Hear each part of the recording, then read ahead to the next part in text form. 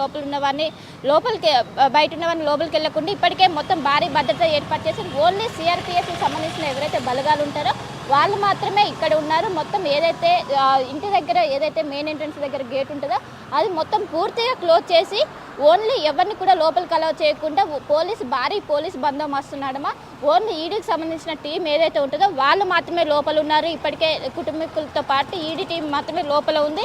వీళ్ళ నడుమ భారీ బందోబస్తు నడుమ ఈడీ సోదాలు అనేవి కొనసాగుతున్నాయి. ఒకవైపు నగర వ్యాప్తంగా ఈ రోజు ఉదయం ఒక్కసారిగా 16 టీంలుగా ఏర్పడి ఈడీ సోదాలు అనేవి కొనసాగుతున్నాయి. మొత్తం మీద ఇప్పటికే గత శిల్పా మీరు అలాగే లైన్ లో ఉండండి. ఒకసారి ఉదయ్ దగ్గరికి వెళ్దాం. ఖమ్మం కరెస్పాండెంట్ ఉదయ్ జాయిన్ అవుతున్నారు. మళ్ళీ ఉదయ్, గతంలో 2023 నవంబర్లో ఎన్నికల ముందు ఒకసారి ఖమ్మం నివాసంలో అలాగే హైదరాబాద్ నగరి హిల్స్ నివాసంలో కూడా అప్పుడు ఈడీ ఐటీ సోదాలు ఉదయం 3 గంటల నుంచి అప్పుడు సోదాలు చేస్తారు. ఇప్పుడు తాజాగా ఎలాంటి సమాచారం లేకుండా పూర్తి గోప్యంగా వ్యవహరిస్తూ ఈడీ అధికారులు మళ్ళీ రైడ్స్ చేస్తున్న పరిస్థితి కనబడతా ఉంది. ఎవరిని లోపలికి అనుమతించలేదు, లోపల ఉన్న వారిని బయటకు అనుమతించలేదు. ఇంతకీ మంత్రి పొంగులేటి శ్రీనివాసరెడ్డి ఎక్కడున్నట్లు? ఆయన ఇప్పుడు ప్రస్తుతం హైదరాబాద్ నివాసంలోనే ఉన్నారా, లేదంటే ఇక్కడ వేరే పర్యటనలో ఎక్కడైనా ఉన్నారా? ఆయనకు సంబంధించిన అప్డేట్స్ ఏమున్నాయి మీ దగ్గర?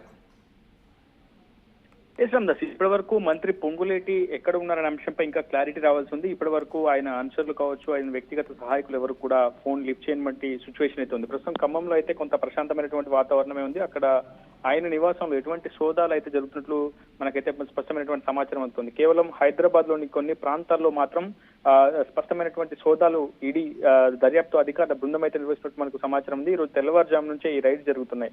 సరిగ్గా గత ఏడాది సమయంలో కూడా ఉదయం 3:30 గంటల సమయం నుంచి ఒక అకస్మాత్తుగా ఐటీ ఈడీ అధికారులు సంయుక్త దాడులు నిర్వహించినటువంటి సిచ్యువేషన్ అయింది. ఆ సమయంలోనే కొన్ని కీలకమైనటువంటి డాక్యుమెంట్స్ కూడా స్వాధీనం చేసుకున్నారు. మొబైల్ ఫోన్స్ కూడా సీజ్ చేశారు. ఆ తర్వాత చాలా పెద్ద ఎత్తున దానిపై రాష్ట్ర వ్యాప్తంగా చర్చ కూడా జరిగింది. అయితే ఆ తర్వాత మళ్ళీ తనపై ఈడీ ఐటీ కొనసాగుతాయని చెప్పి పొంగులేటి పదే చెప్తూ వస్తున్నటువంటి నేపథ్యం అయితే కనిపించింది. కానీ ఆ తర్వాత చాలా సుదీర్ఘ కాలయాపన తర్వాత మళ్ళీ పొంగులేటి ఇంట్లో సోదాలు జరగడం పూర్తిగా రాష్ట్ర వ్యాప్తంగా చర్చనీయాంశమైందని చెప్పుకోవాలి. అయితే ఇటీవల యూరో ఎగ్జిమ్ బ్యాంకు కు సంబంధించిన అంశం కూడా పొంగులేటి వ్యవహారం పెద్ద ఎత్తున చర్చ జరుగుతుంది. ఎందుకంటే పొంగులేటికి సంబంధించినటువంటి సొంత కంపెనీ రాఘవ కన్స్ట్రక్షన్స్ కంపెనీ సంబంధించినటువంటి లావాదేవీల వ్యవహారం కావచ్చు, అటు ప్రభుత్వ కాంట్రాక్టులను దక్కించుకోవడం విషయంలో అటు వెస్టిండీస్ కేంద్రంగా యూరో ఎగ్జిమ్ బ్యాంక్ నుంచి పెద్ద ఎత్తున ఫేక్ బ్యాంక్ గ్యారంటీలు సబ్మిట్ చేసి పొంగులేటి ప్రభుత్వ కాంట్రాక్టులను సుమారు ఏపీలోనే కేవలం 31 ప్రాజెక్టులు ఆయన దక్కించుకున్నారని ఒక సమాచారం కూడా ఉంది. సో ఇలాంటి అంశాలు కావచ్చు, ఇతరత్ర ఆర్థిక లావాదేవీలు కావచ్చు, ఇతరత్ర పెట్టుబడుల అంశంలో కూడా చాలా పెద్ద ఎత్తున చర్చ జరుగుతూ వచ్చింది. సో ఈడీ ఐటీ మొదటి నుంచి కూడా మంత్రి పొంగులేటిని టార్గెట్ చేస్తూ వస్తుందని చెప్పుకోవాలి. సో ఆయనపై వరుస దాడులు కావచ్చు, ఆయన ఇంట్లో కావచ్చు, ఆయన వ్యాపార సంస్థలపై కావచ్చు సోదాలు నిర్వహించడం తరచుగా జరుగుతున్నటువంటి సిచ్యువేషన్ అయితే కనిపిస్తుంది. కానీ దాదాపు సుదీర్ఘ కాలయాపన తర్వాత మంత్రి హోదాలో ఉన్నటువంటి వ్యక్తిపై ఈడీ సోదాలు నిర్వహించడం, అది కూడా పూర్తి స్థాయిలో కేంద్ర దర్యాప్తు సంస్థలు ఏకంగా రంగంలోకి దిగి దాడులు చేయడం మాత్రం చాలా కీలకంగానే మనం పరిగణించాల్సి ఉంటుంది. చాలా ఖచ్చితమైనటువంటి ఎవిడెన్స్ ని పొందేందుకు కీలకమైనటువంటి డాక్యుమెంట్లు కూడా ఈడీ స్వాధీనం చేసుకునే అవకాశం ఉంటుంది. చాలా పూర్తిగా అంటే అక్కడ ఉన్నటువంటి రాజ్యాంగబద్ధమైనటువంటి పదవుల్లో ఉన్నప్పటికీ ఖచ్చితంగా వాళ్ళు కూడా సంబంధిత ఉన్నత అధికారులకు సమాచారం ఇస్తారు. చాలా పకడ్బందీగానే పూర్తిగా రైడ్ కొనసాగిస్తారు. అటు కేంద్ర దర్యాప్తు సంస్థలు ఎప్పుడైతే రంగంలోకి దిగుతాయో అక్కడ స్థానిక పోలీస్ స్టేషన్ సిబ్బందితో కూడా సమాచారం ఉండదు, వాళ్ళకు కూడా సమాచారం ఇవ్వరు. నేరుగా సిఆర్పిఎఫ్ కావచ్చు, పారామిలిటరీ ఫోర్సెస్ సహకారంతో పూర్తిగా రైడ్ చేస్తూ ఉంటారు.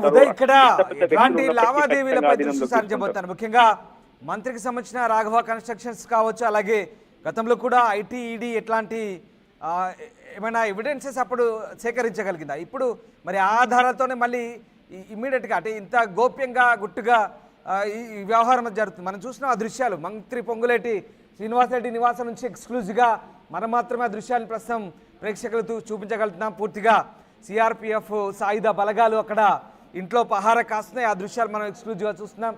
సో ఎందుకు ఇంత గుట్టుగా ఈడీ రైడ్ చేస్తుంది? ఎట్లాంటి ఎవిడెన్సెస్ సంపాదించగలుగుతాం?